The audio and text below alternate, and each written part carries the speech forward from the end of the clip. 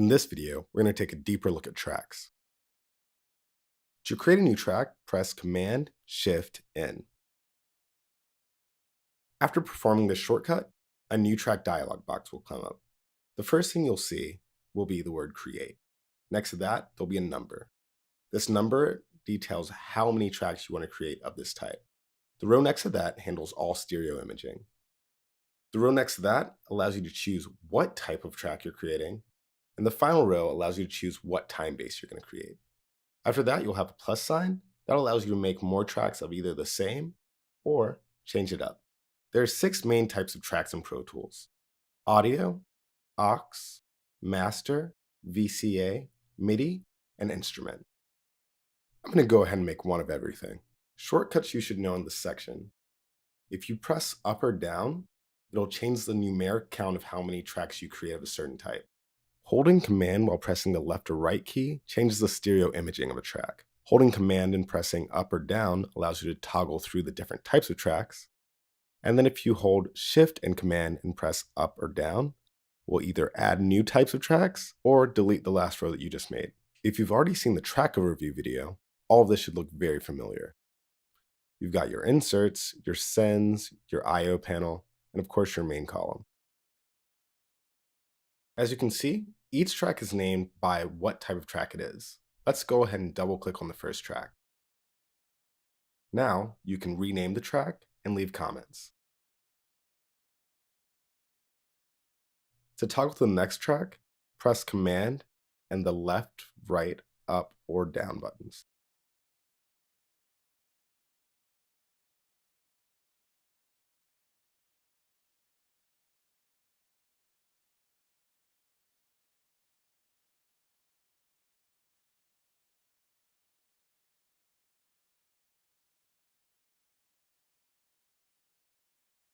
As you can see, the name is now changed.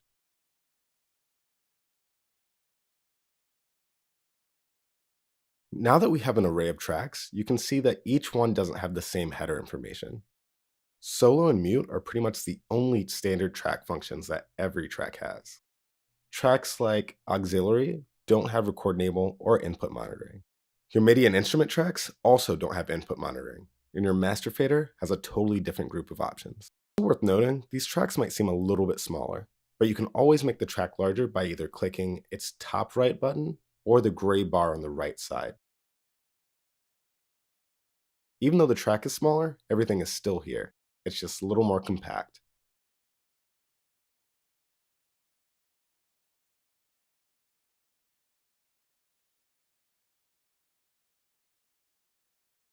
When it comes to the imaging of your audio tracks, something that's worth noting is if you can't find the plugin you want when you're trying to use it on an insert, it might be because you're using a mono audio track rather than a stereo audio track. When you click on the insert track in mono, it only says plugin. Stereo audio tracks can use both multi-channel and multi-mono plugins. Some plugins only have stereo forms, so if you want to use it on a mono track, you're probably going to have to use a bus.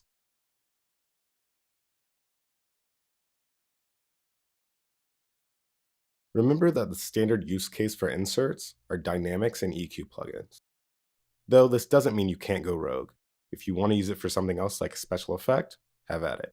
Just remember, signal flow completely affects inserts. So if you put a delay before a compressor, that compressor is going to activate with every delay tap.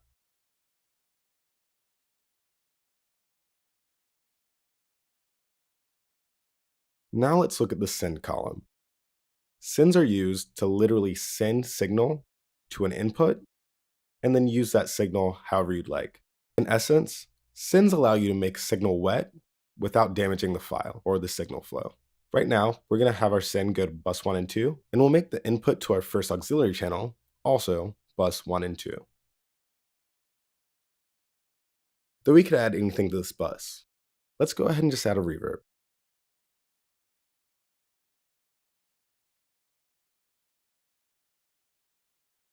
Let's set up some more tracks, and we'll come back to the reverb.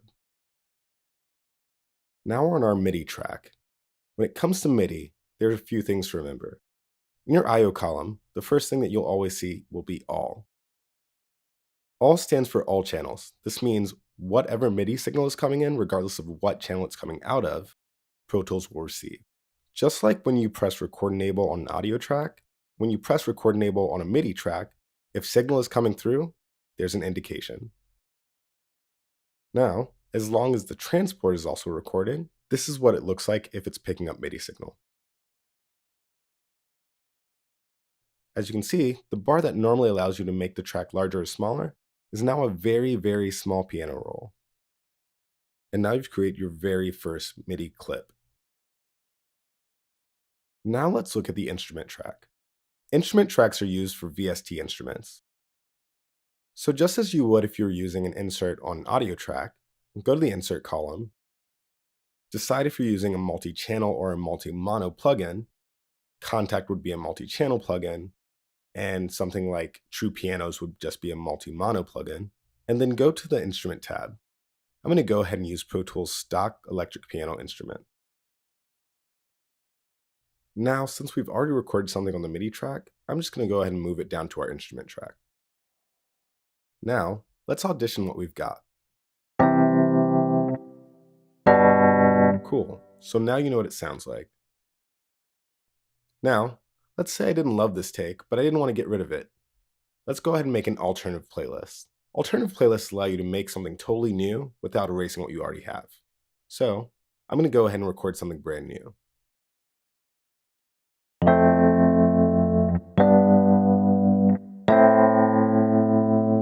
Perfect. Now, as you can see, I can go back to either or, and it maintains the selection I have in case I need to do edits back and forward. This works better if you're using audio. And I'm going to go ahead and move that bus I made earlier that goes to the reverb. So now we can put our send into practice.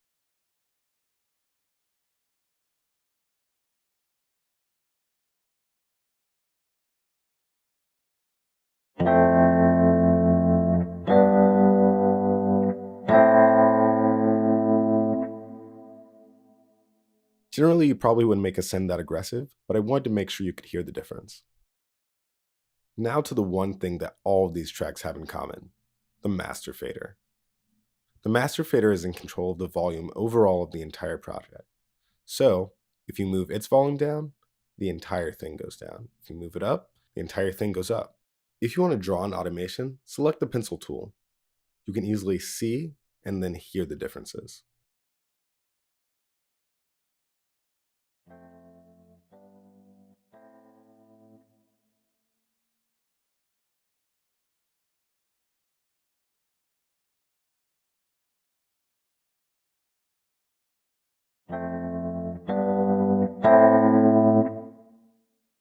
Now you know how to create, control, and configure tracks.